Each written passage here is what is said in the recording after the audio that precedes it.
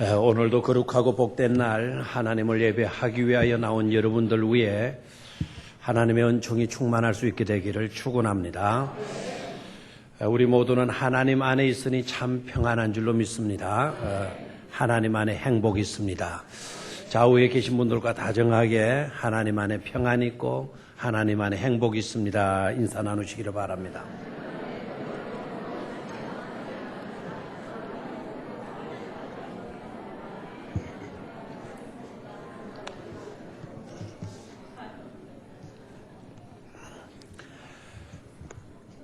우리가 살고 있는 이 세상은 너무나도 많은 문제들을 안고 있어요.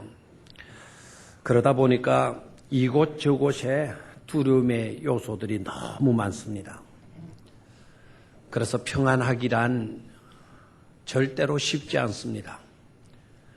그럼에도 불구하고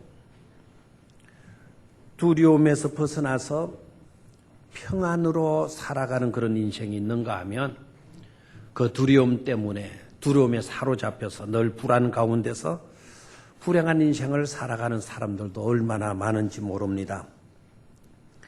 어느 심리학자가 말하기를 행복의 최대의 적은 두려움이요, 행복의 가장 절친한 친구는 평안이다, 이렇게 한 말이 일리 있게 들립니다. 한번 따라하십시오. 행복의 최대의 적은 두려움이요, 행복의 가장 절친한 친구는 평안이다. 저는 행복의 최대의 적이 두려움이 아니라 다른 어떤 것인 줄로 생각을 했어요. 그런데 가만히 생각해 보니까 이 심리학자의 말이 일리가 있어요. 두려움인 것 같아요. 그리고 행복의 가장 절친한 친구는 다른 어떤 것으로 이때까지 생각을 했었어요. 그런데 이 심리학자의 말대로 행복의 절친한 친구는 바로 평안이다.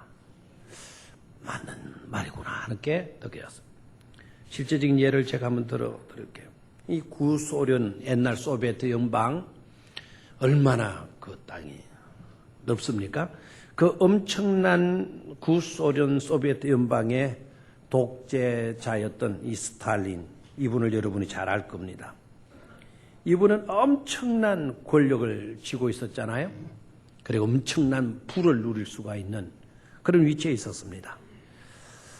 그런데도 그는 누군가가 나를 죽일 것이 아니겠는가. 암살이 두려워서 자기 저택 안에 여러 방들이 있지만 자기가 자기 몸 하나 딱 누워 잘 침실을 하나만 있으면 되지 않겠어요? 그 침실을 8개나 준비해 놓고 어느 침실에서 자기가 자는지 그 누구도 모르게 했다고 합니다.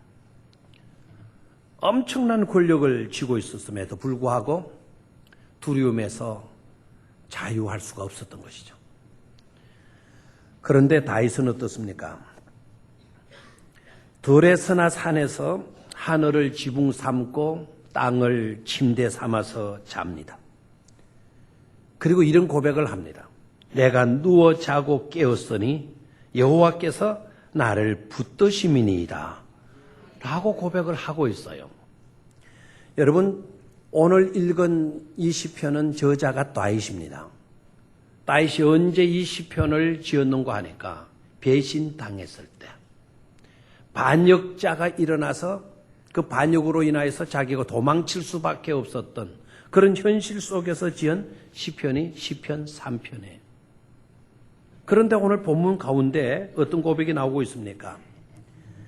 내가 서러워서 잠을 이루지 못했노라. 내가 괴로워서 잠을 이루지 못했노라. 내가 너무 억울해서. 그것도 남들이 아니고 내가 낳은 내 자식에게서 배신을 당해가지고 내가 이런 신세가 되었으니 억울해서 내가 잠을 이루지 못했노라 라고 고백하고 있는 것이 아니라 내가 누워 자고 깨었으니 누워서 잤다라는 거예요. 그리고 자다가 실컷 자고 깨었다는 겁니다. 여호와께서 나를 뭐 해주셨기 때문이다. 붙들어 주셨기 때문이다. 라고 고백합니다. 두렵지 않다라는 거예요. 두려웠으면 잠을 못 잤겠죠? 내 마음에 평안이 있다라는 겁니다. 내 마음에 불안이 있으면 잠이 오지 않았겠죠? 잠잘 수 없었겠죠? 평안하다는 것입니다. 정말 이상하지 않습니까? 세상 권세, 부귀, 영화를 누릴 수 있는 그런 형편에 있었던 사람은 그래서 늘 평안할 줄 알았는데 오히려 두려움에 떨고 있어요. 불안으로 인하여서 이 방에 잘까 저 방에 갈까 밤이면 밤마다 고민할 수밖에 없는 그런 처지에 있었던 것을 알 수가 있고 오히려 아무것도 가진 것이 없는 형편없는 처지에 있는 그런 사람은 그럼에도 불구하고 하나님을 믿고 하나님께 붙들려 살았기 때문에 오히려 평안으로 잠도 잘 수 있었고 행복의 노래를 부를 수 있었다는 것입니다. 여러분들은 어떻습니까? 여러분들의 현실의 형편을 모습을 한번 생각해 보시기를 바랍니다. 두려움이고 있습니까? 평안이고 있습니까? 스스로에게 물어보십시오. 저는 여러분들이 평안이고 있다라고 하는 그런 고백을 듣고 싶습니다. 그렇게 될 수 있기를 축원합니다. 만약 그럼에도 그 결과가 평안이 아니라 두려움이라고 한다면 오늘과 다음 주일 두려움 이 문제 우리가 어떻게 할 것인가 라는 제목으로 말씀을 전할 것인데 이 말씀을 통해서 하나님으로부터 꼭 해답을 얻어서 두려움에서 평안으로 나아갈 수 있기를 축원합니다. 자, 그러면 두려움 이 문제 어떻게 할 것인가?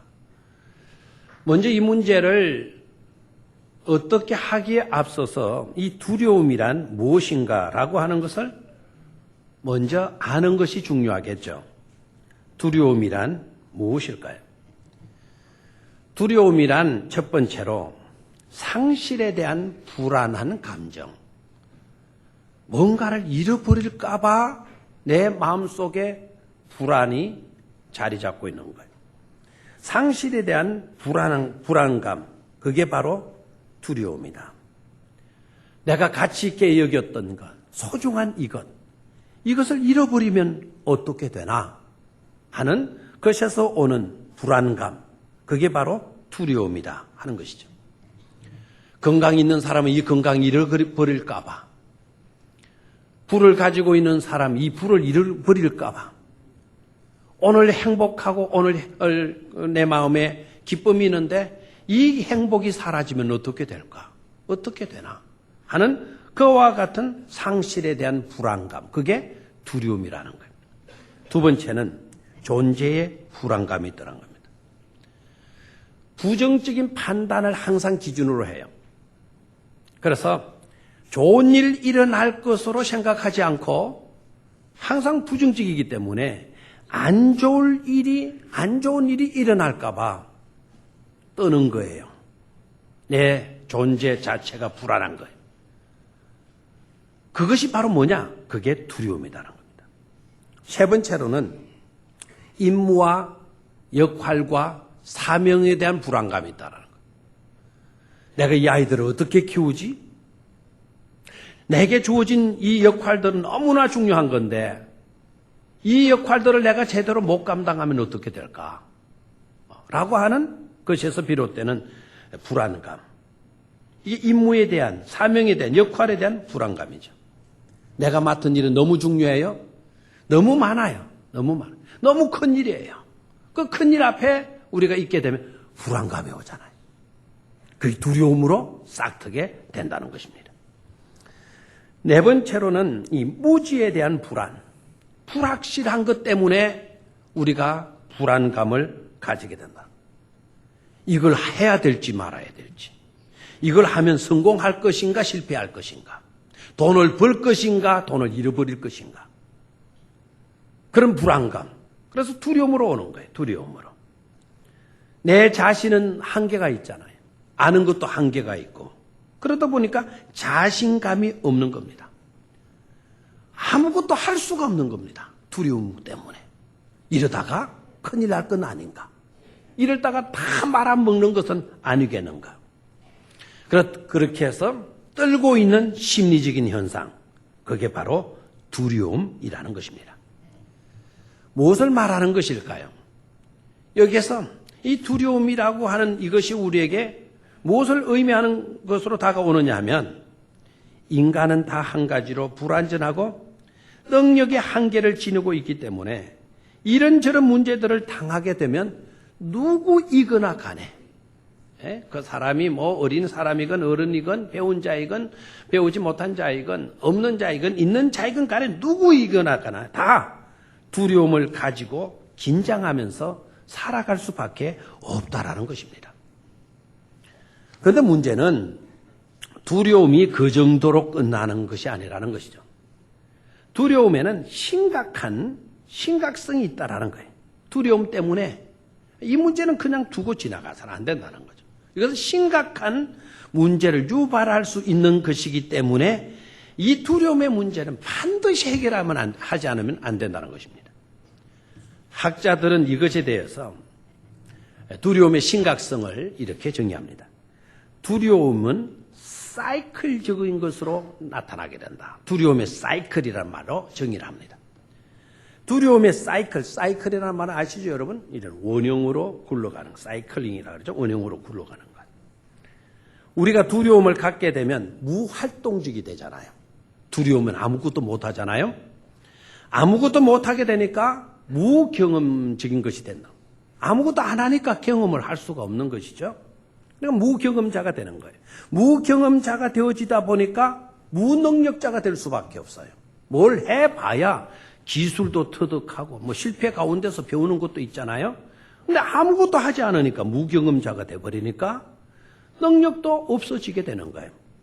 능력도 없으니까 또 다시 어디에 빠지게 되느냐? 더 심각한 두려움에 빠지게 되는 거예요. 그렇게 보십시오. 두려움에서 시작했어요. 두려움에서 시작해서 나중에 가보니까 더 심각한 두려움으로 돌아오고 있는 것을 볼 수가 있죠. 두려워서 일을 하지 않았어요? 일을 하지 않으니까 경험이 없어요. 경험이 없으니까 실력이 없고 실력이 없으니까 인생은 또다시 두려워질 수밖에 없다라는 거예요.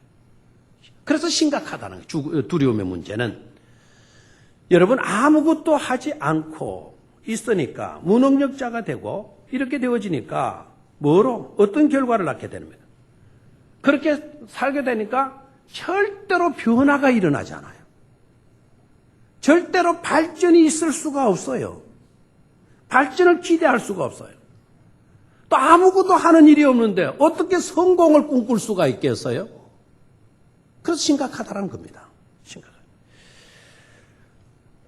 옛날 이야기지만 뭐 옛날이라도 지금부터 불과 120년 전의 이야기인데 우리가 오늘날은 이 비행기를 너무 일상화가 되어져서 항공시대가 되어져서 이제 비행기 타는데 뭐 별 어색하지도 않고 옛날에는 버스만 한번 타도 자랑으로 여겼는데 그래 기차 타면 뭐 기차가 뭐 같다느니 막 설명도 많이 했는데 요새는 비행기 한번 타면 막 1년 내내 비행기 타다 자랑할 수 있었는데 지금은 이제 그런 시대는 지난 것 같아요. 웬만한 사람들 다 비행기 타고 다녀요.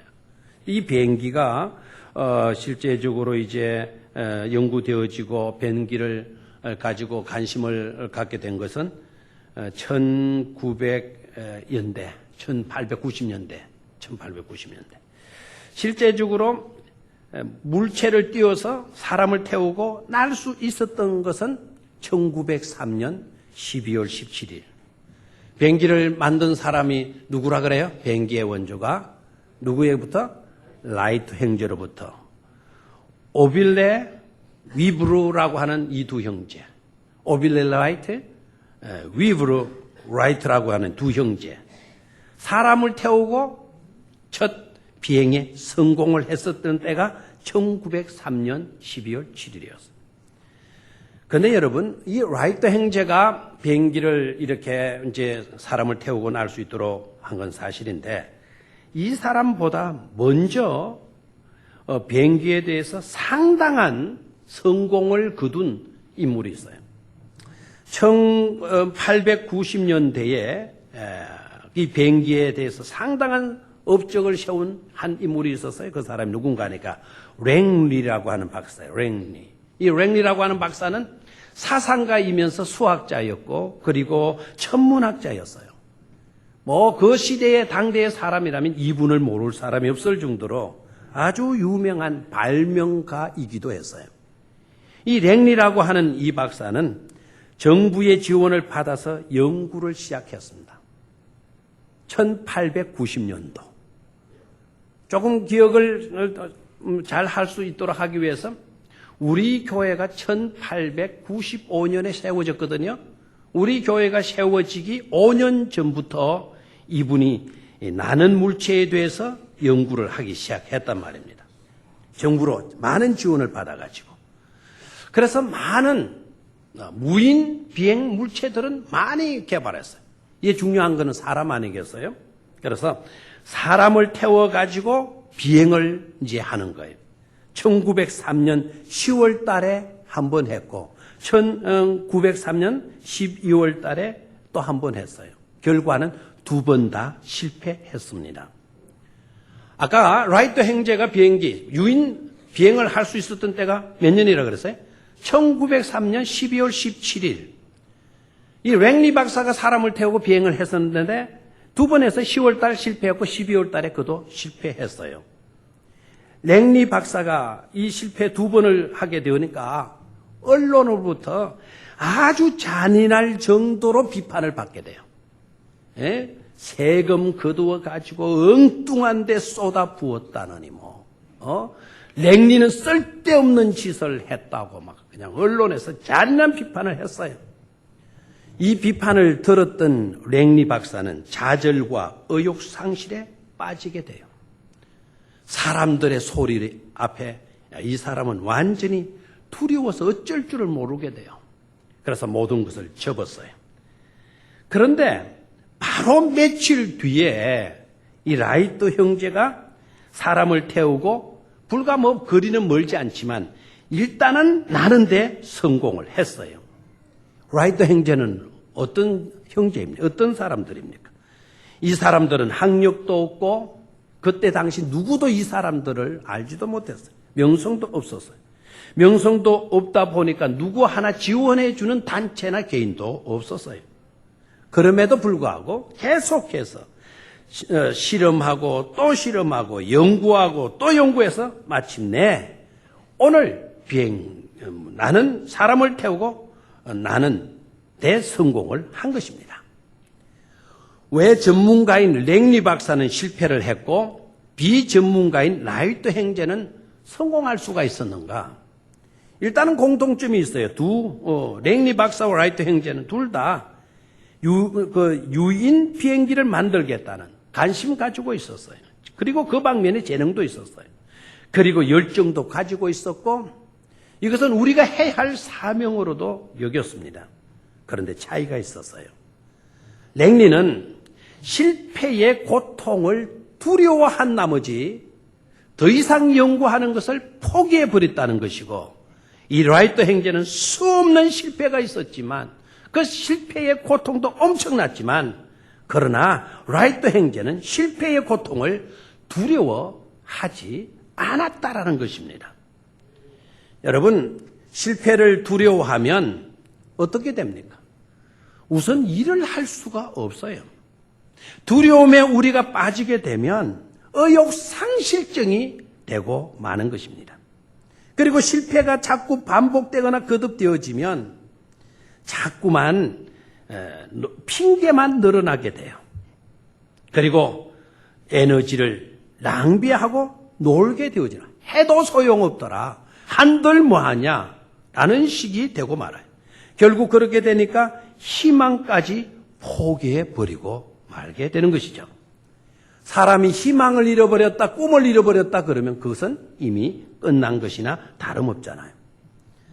요즘 우리 주변의 사람들로부터 이런 이야기들 여러분 많이 듣지 않습니까? 요즘 같은 시대, 이 불황의 시대에는 아무것도 하지 않고 있는 것이 뭐다?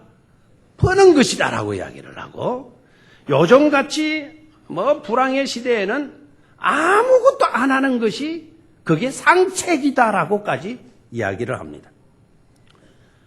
여러분, 그런 이야기는 절대로 하지 말기를 바라요. 예. 하더라도 저 듣는 데는 하지 마세요. 저 듣는 데는. 우리 교인들 중에는 요즘 같은 시대는 아무것도 안 하고 가만히 있는 것이 그게 버는 것이다라고 생각하는 그런 교인이 한 사람도 없게 되기를 축원합니다. 믿음 없는 사람들이 해야 할 말이에요. 믿음 없는 사람들은 그런 소리 할 수밖에 없어요. 근데 믿음 있는 사람은 남들이 아무것도 안 하고 있으니까 이때가 오히려 우리들에게는 기회 아닙니까? 할 일들이 얼마나 많아요. 할 일들이. 절대로 아무것도 하지 않겠다. 그게 버는 거다. 여러분, 그게 뭘 의미하는 겁니까? 나는 실패에 안주하고 있겠다. 나는 어떤 변화나 발전도 필요 없다. 이러자는 거 아닙니까? 늘 두려움에 노예로 살겠다. 이것 아니겠어요? 절대로 우리들 가운데는 그런 자가 한 사람도 없게 되기를 바랍니다. 성경은 뭐라고 말씀합니까? 성경은 두려워하지 말라고 말씀을 하죠. 여러분, 성경 읽다 보면 두려워하지 말라라고 하는 이 문구를 많이 만나게 되잖아요. 또 듣기도 하지 않습니까? 성경에는 두려워하지 말라라고 하는 말이 자그마치 365회 이렇게 나타나고 있어요. 365번이나 하나님은 우리들을 들어 두려워하지 말라고 말씀하셔요. 그럼 365일 하면 생각나는 거 없어요? 1년이군요. 계산 빠르군요. 1년은 몇 일이죠? 365일. 그러니까 하나님은 날마다 한 번씩 우리들에게 뭐 하지 말라? 두려워하지 말라 말씀하죠. 오늘 새벽에 일어나서 여러분 기도하셨습니까? 기도하셨을 때 하나님의 음성을 들으셨습니까? 얘들아, 두려워하지 말래 말씀하죠. 오늘 새벽 기도하실 때, 새벽에 일어나서 기도하실 때 그 음성을 듣지 못했다고 한다면 오늘 이 시간 두려워하지 말라고 말씀하시는 하나님의 음성을 듣고 돌아가시기를 축원합니다. 혹시 설교 시간에 잠을 자고 있는 분, 이 시간에 그래서 듣지 못했다고 한다면 저녁에 잠들기 전에도 두려워하지 말라라고 하는 하나님의 음성만큼은 들어야 될 것입니다.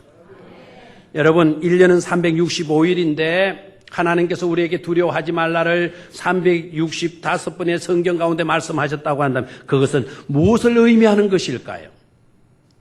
두려워하지 말라고 하나님께서 말씀해 주셨다면, 그래도 365번이나 말씀해 주셨다면 1년이 365일이라고 한다면 아무런 두려움 없이 살아갈 수 있도록 주님께서 보장해 주시고 지켜주시고 도와주시고 붙들어 주실 것입니다. 하나님이 말씀하셨는데 맹목적으로 말씀하셨겠어요? 두려워하는 것이 몸에 안 좋으니까 가능한 한 두려워하지 말고 살도록 해라? 그 정도 위로의 말씀으로 주신 것 아니잖아요. 네가 두려워하지 말아야 될 이유가 있다라는 거예요. 그 이유를 조금 이따가 생각을 하도록 하겠습니다. 두 번째로 두려움에 직면한 나는 어떤 유형의 존재인가를 생각할 수 있어요. 두려움은 누구나에게나 찾아올 수 있어요. 정말 불안할 수밖에 없는 그런 상황에 직면할 수 있다 이 말입니다. 그럴 때 나는 어떤 유형의 존재일까를 생각하셔야 돼요. 이 점에 있어서 세 가지 유형으로 인간을 나눌 수가 있겠습니다. 첫 번째는 환경지향적 인간 유형입니다. 이 말이 좀 어려운 것 같이 들리는지 모르지만 내용이 좀 넓은 거를 함축하고 또 함축하고 요약해서 말하고자 하니까 이렇게 말할 뿐이에요. 그런데 사실 어려운 말이 아닙니다. 환경지향적 인간 유형이라고 하는 것은 환경의 지배를 당하는 거예요. 외적인 조건의 지배를 받고 사는 유형의 사람을 말하는 거예요. 그 외부의 조건이 사람이든지 환경이든지 여러 경우일 것입니다. 행복과 불행 이것을 내게서 찾지 못하고 환경에서 찾거나 아니면 다른 사람에게서 찾는 경우를 의미하게 되는 것이죠. 가령 예를 들어서 보면 누가 나에게 와서 칭찬을 해주면 그 사람이 그릇이 없이 좋습니다. 그럴 수 없이. 그리고 그 칭찬을 듣는 순간에는 힘이 솟습니다. 그런데 그 사람이 와서는 내게 조금 어색한, 거북한, 어려운 그와 같은 말을 하는 거예요. 조금 어려운, 어색한 말을 들으면 그 순간 기가 팍 죽어버리고 좋은 말 해줄 때는 그럴 수 없이 좋았는데 이제는 그런 말 하는 바로 그 사람이 미워지는 거예요. 그래서 그때부터 비방하고 막 불평하고 불만하게 되어지는 거죠. 이렇게 싹 달라져 버리는 거예요. 환경이 좋으면 막 감사하다 행복하다 이랬다가 조금 환경이 나빠지면 여지없이 불만하고 불평하고 비평하는 불평하는 그런 사람이 되고 만다고 한다면 이런 사람은 어떤 유형의 사람? 환경지향적 유형의 사람이다 생각하면 돼요. 두 번째 유형의 사람은 자기 지식과 자기 경험지향적 삶을 사는 것입니다. 자기 지식에 사로잡혀 있어요. 자기 경험에 사로잡혀 있어요. 항상 자기가 기준이에요. 자기의 관점에서만 모든 것을 보고 자기의 생각대로 경험한 대로만 주도해 가지고자 하는 그런 사람입니다. 자기가 경험하지 못한 일은 절대로 믿지 않습니다. 자기가 아는 것은 있는 것이고 자기가 모르는 것은 없는 것입니다. 우리는 이런 사람을 보면 참 개성 있다, 주관 있다 이렇게 말하는지 모르지만 어떻게 보면 이와 같은 유형의 삶도 참으로 미련한 삶이고 참으로 어처구니 없는 그런 삶이라는 것을 우리는 깨달아야 돼요. 우리가 이 세상에 살아가면서 어떻게 모든 것을 다 경험할 수가 있겠어요? 경험한 것은 있는 것이고 경험하지 못한 것은 없는 것이다라고 어떻게 우리가 단정을 내릴 수가 있는 것입니까? 우리가 보는 것도 우리가 경험하는 것도 우리가 생각할 수 있는 것도 우리가 배운 지식도 한계가 다 있는 것 아닙니까? 그런데도 자기 경험, 자기 생각, 자기 지식에만 집착하고 있다고 한다면 그것은 아집이 될 수가 있고 고집이 될 수가 있고 더 심각한 용어로 표현하면 그게 바로 독선 아니겠어요? 독선. 이런 삶을 살아서는 안 될 줄로 믿습니다. 마지막 세 번째 유형의 사람은 신앙지향적 인간 유형인데요. 이 말도 어려운 말 같지만 쉬워요. 자, 신앙 이주로 살아가는 사람. 모든 것을 신앙의 관점에서 보는 거예요. 믿음으로 보는 겁니다. 모든 것을 신앙의 관점에서 이해하고 해석하는 것입니다. 그리고 그 믿음 안에서 살아가는 유형의 사람을 가르쳐서 뭐라 그러느냐? 신앙 지향적 인간이다. 이렇게 우리는 말하게 되는 것이죠. 이렇게 사는 사람은 환경을 초월합니다. 환경이 좋아도 감사, 환경이 안 좋아도 감사합니다. 그래서 평안할 수가 있어요.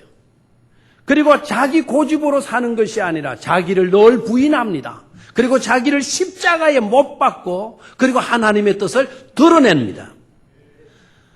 반드시 우리가 알아야 할 것은 첫째 유형 가지고는 안 되고 둘째 유형 가지고도 안 됩니다. 두려움의 문제를 절대로 그것 가지고는 해결할 수도 없고 그런 문제에서 벗어날 수도 없습니다. 오직 해답은 전지전능하신 하나님을 믿는 믿음에서 행복할 수가 있고 믿음에서 평안할 수가 있음을 깨닫기를 축원합니다. 믿음이 곧 뭐다? 해답이다 이거예요. 내 마음속에 하나님이 계시기에 행복한 겁니다.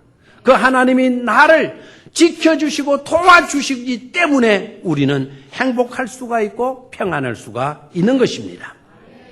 신앙지향적 인간의 모습은 항상 굳건한 반석 위에 믿음으로 굳게 서 있습니다. 이게 흔들리지 않아요. 그리고 항상 영적인 안목으로 모든 것을 바라봅니다. 그리고 성령의 검을 손에 쥐고서 두려움을 물리치는 것입니다. 겁이 납니까? 두려움이 있습니까? 성령의 이름으로 떠나갈지어다 선포하는 거예요. 여러분, 다윗은 골리앗을 이겼어요? 골리앗 앞에 왕도 두려워 떨었습니다. 골리앗 앞에 이스라엘의 유대 나라의 장군들도 다 떨었어요. 유대 온 백성이 골리앗 나타났을 때 다 두려워 떨었어요. 오직 한 사람 다윗만은 두려워 떨지 않았습니다. 여러분, 다윗이 철이 안 들어서 두려워하지 않은 겁니까? 다윗이 천방지축 까불고 다니기 때문에 겁이 없었던 겁니까? 다윗은 그렇지 않습니다. 다윗도 두려움이 있었을는지 몰라요. 저 골리앗 보고 겁내지 않을 사람 누가 있겠어요? 그런데 다윗은 하나님의 이름의 권세를 믿었어요. 두려움아 내게서 떠나갈지어다. 만군의 여호와의 이름을 나는 의지하고 너희에게로 나아간다라고 이야기를 하잖아요. 하나님을 믿는 믿음 위에 그가 굳게 서 있었기 때문에 두려움을 물리치고 골리앗 앞에 담대히 나아가게 된 것입니다. 그 두려움은 다윗에게 있다가 다윗이 하나님의 이름 권세 믿고 의지한 고로 인하여서 두려움이 도망가가지고는 이제 누구 속에 들어가느냐? 골리앗 속에 들어간 거예요. 아니 저놈이 급대가리 없이 저렇게 다가오는 거는 뭔가 있을는지 모른다. 그리고는 뭔가 쌩쌩 돌리고 딱 날아오는데 저 뭔가가 뭘까라고 뚜렷하게 달아보는 겁니다. 그것이 뭐라고요? 이런 돌멩이 아닙니까? 이게 날아오니까 저게 뭔가 저게 뭔가 저게 구슬인가 금인가 다이아몬드인가 먹고 하다가 어디 가지 말채? 여러분 눈을 돌이 날아왔는데 나는 생각하기를 돌이 날아올 때 골리앗이 먹고 가서 돌 방향으로 지금 이 말을 맞추지 않았나 생각도 해요. 여러분 갑자기 멧돼지가 한적한 길을 걷는데 나타났다고 생각해봐요. 엄청난 큰 멧돼지가 이빨 이래 치솟는 그런 멧돼지가 여러분 한적한 길을 걷는데 여러분들에게 나타났다. 두려움일까요? 기쁨일까요? 평안일까요? 뭘까요? 두려움입니까? 확실합니까? 자, 질문합니다. 같은 사람이라도 두려움일 경우도 있고 기쁨일 경우도 있을 거예요. 가령 예를 들어서 총을 가진 사냥꾼에게 한적한 곳에 갔더니 사냥꾼이 멧돼지가 엄청나게 출현했어요. 질문합니다. 두려움일까요? 기쁨일까요? 아싸! 오늘 수지 맞았다. 사냥꾼 앞에는 이 멧돼지 출현은 기쁨일 거예요. 그런데 같은 사냥꾼이라도 앞불싸 총을 안 가지고 왔네 이거. 그 순간에 그 사냥꾼에게는 두려움일까요? 평안일까요? 두려움이죠. 여기서 무엇을 의미하죠? 무장되어져 있느냐는 거예요. 저와 여러분들이 믿음으로 성령으로 준비되어져 있고 무장되어져 있다고 한다면 300kg짜리 멧돼지가 출현한들 골리앗 같은 문제가 우리 앞에 다가오게 되어진들 무장되어져 있으면 기쁨이요 행복이 되어질 줄로 믿습니다. 그런데 믿음은 가졌지만 하나님을 믿어도 근성으로 믿고 있고 성령의 능력을 믿고 있지만 머리로만 믿고 있다고 실제적인 성령의 능력을 체험하지 못하고 있다고 한다면 그것은 두려움일 수밖에 없을 것입니다. 이런 믿음 위에 돈독히 설 수 있게 되기를 축원합니다. 꾸준하게 여러분들의 믿음을 키워갈 수 있게 되기를 축원합니다. 성령의 지배를 날마다 받기 위해서 성령 앞에 굴복할 수 있는 우리 모두가 되시기를 바랍니다. 우리 속담에 서당계 3년이면 뭐를 넘는다? 풍어를 넘는다. 식당계 3년이면 어떻게 될까요? 아이고 잘하네. 라면을 끓인대요. 식당계 3년이면. 그러면 질문해 봅니다. 기도원이나 수도원에 있는 개 3년은 방언도 한다는 거예요. 방언도. 여러분, 교회를 믿음으로 끊임없이 1년을 다니고 2년을 다니고 3년을 다니고 10년을 다니고 20년을 다니고 30년을 다녔다고 한다면 뭔가 하지 않겠어요? 예, 뭔가 할 수 있는 줄로 믿습니다. 예. 개도 라면을 끓이고 풍어를 얻고 개도 방어를 한다면 아니 우리가 3년 이상 하나님 꾸준하게 믿고 10년, 30년 살아왔다면 왜 풍어를 얻지 못하겠고 왜 라면을 끓지 못하겠고 왜 방언을 할 수 없을까요? 능력의 사람이 되어질 줄로 믿습니다. 마지막으로 두려워하지 말아야 할 이유입니다. 성경에는 두려워하지 말라라는 말씀을 몇 번 하셨다 그랬어요? 365번. 그렇게 두려워하지 말라라고 말씀하신 분이 누구라고요? 하나님. 그게 첫 번째 이유예요. 저와 여러분들이 하나님 때문에 두려움에서 자유할 수 있어야 될 줄로 믿습니다. 하나님은 문제보다 크십니다. 살다 보면 풍랑이 일어나지만 하나님 말씀 한마디에 풍랑도 잠잠하게 되어지는 것입니다. 살다 보면 여러 가지 어려운 사는 태산과 같은 문제에 부딪힐 수가 있습니다. 그러나 우리 하나님은 천지 만물을 창조하신 분이세요. 산을 옮겨서 바다에 빠뜨릴 수 있는 분이 바로 우리 하나님이신 줄로 믿습니다. 살다 보면 질병의 문제를 안고 있어요. 우리 주님 하나님으로 오셔서 우리를 위하여 하신 일들이 바로 뭡니까? 온갖 질병을 다 고쳐 주시니라 말씀하지 않았어요? 심지어 죄악의 문제도 죽음의 문제까지도 구원의 문제까지도 우리 하나님은 다 해결해 주셨어요. 바로 그 하나님이 저와 여러분들의 하나님이신 겁니다. 바로 그 하나님이 저와 여러분들과 이 시간도 함께 하시고 계시는 것입니다. 두려움에서 자유할 수가 있습니다. 두 번째, 두려워하지 말아야 할 두 번째 이유는 하나님의 약속의 말씀 때문입니다. 여러분, 하나님의 약속의 말씀을 우리가 붙들게 되면 내 마음이 평안해질 수밖에 없어요. 성경 여러 곳에서 하나님의 약속의 말씀이 펼쳐지고 있지만 시간 관계상 오늘 이사야 40장 10절과 13절 말씀을 화면을 띄울 겁니다. 우리 다 같이 한번 소리내서 읽는데요. 저희의 속도에 잘 맞추시기를 바라요. 두려워하지 말라. 자, 두려워하지 말라. 이래가 안 되겠죠? 자, 다 같이 두려워하지 말라. 내가 너와 함께 함이라 그랬어요. 내가가 누굽니까? 하나님. 천지전능하신 하나님. 그 어떤 문제보다도 크신 하나님이 누구와 나와 함께 함이라. 아멘. 다음 읽습니다. 놀라지 말라. 나는 내 하나님이 됨이라 그랬어요. 그 하나님이 누구의 하나님? 나의 하나님, 여러분들의 하나님.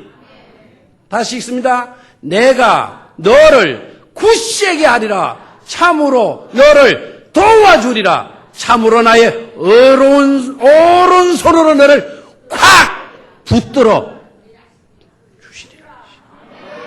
콱이라는 말이 없나요? 나의 의로운 오른손으로, 오른손은 힘 있는 손이 아닙니까? 힘 있는 손으로 나를 콱 붙들리라고 말씀하고 있잖아요. 붙들리라. 그래서 우리는 두려움에서 자유할 수가 있는 것입니다. 세 번째로 하나님의 사랑 때문에 뭐라고요? 하나님의 사랑. 바울의 고백을 봅시다. 사방팔방으로 우겨쌈을 당했다 그랬어요. 그런 가운데서도 나는 두렵지 않다. 그 이유를 볼까요? 로마서 8장 39절 시작. 높음이나 깊음이나 다른 어떤 피조물이라도 우리를 우리 주 그리스도 예수 안에 있는 하나님의 사랑에서 끊을 수 없소리라 그랬어요. 아멘. 우리는 한계가 있어서 도움을 끊을 때도 있어요. 형편이 너무 어려워서 아이들 용돈 달라 할 때 주지 못할 때도 있어요. 그러나 끊어지지 않은 게 있죠. 사랑은 못 끊잖아요. 부모가 자식을 사랑하는 그 사랑을 어떻게 끊을 수가 있겠어요. 근데 우리 하나님은 능력의 하나님의 사랑에서 그 어떤 것도 끊을 수 없다라는 것은 하나님이 우리를 사랑하시기 때문에 그 어떤 것에서도 모든 것을 보장해 주시고 채워주시고 해결해 주신다라는 것 아닙니까? 그래서 저와 여러분들은 자유할 수가 있고 평안할 수가 있는 줄로 믿습니다. 그 하나님이 아브라함의 하나님만 아니고 다윗의 하나님만 아니고 모세의 하나님만 아니라 그 하나님은 저와 여러분들의 하나님이십니다. 마귀에게 응답하지 마십시오. 마귀에게 응답하는 삶을 살지 마십시오. 마귀에게 응답하는 자는 항상 두려워서 떱니다. 마귀에 응답하는 사람은 항상 두려워서 아무것도 하지 않고 있습니다. 모든 게 안 되는 것밖에 없기 때문에 할 수 없다라는 겁니다. 그러나 하나님께 응답하는 사람, 하나님의 말씀과 하나님의 능력, 하나님의 사랑에 붙들림 바 된 사람들의 응답은 항상 평안으로 나타나게 되어지는 것입니다. 할 수 있다라고 하는 자신감으로 응답하게 되어지는 줄 믿습니다.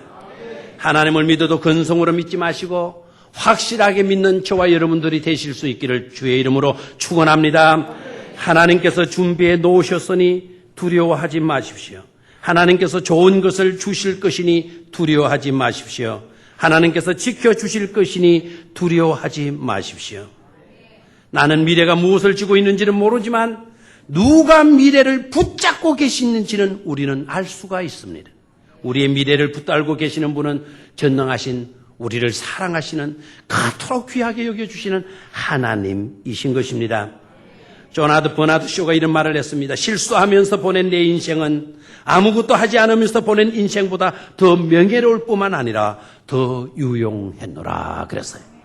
실수하면서 보낸 내 인생, 실패하면서 지낸 내 인생은 아무것도 하지 않으면서 보낸 내 인생보다 더 명예로울 뿐만 아니라 더 유용했다라고 하는 고백, 새겨들어야 할 고백인 줄로 믿습니다. 두려움, 이 문제 어떻게 할 것입니까? 두려우면서 평안으로 나아가는 저와 여러분들의 삶이 되시기를 주의 이름으로 축원합니다. 하나님 아버지,